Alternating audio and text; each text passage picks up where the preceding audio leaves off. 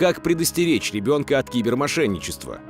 Проинформируйте ребенка о самых распространенных методах мошенничества и научите его советоваться со взрослыми перед тем, как воспользоваться теми или иными услугами в интернете.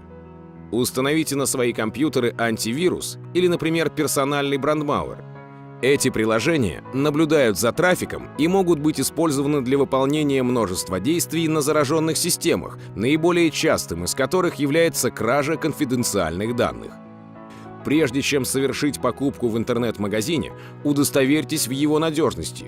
Объясните ребенку, что нельзя отправлять слишком много информации о себе при совершении интернет-покупок, данные счетов, пароли, домашние адреса и номера телефонов. Подробную информацию о вопросах кибербезопасности вы можете найти на сайте www.it.saha.ru.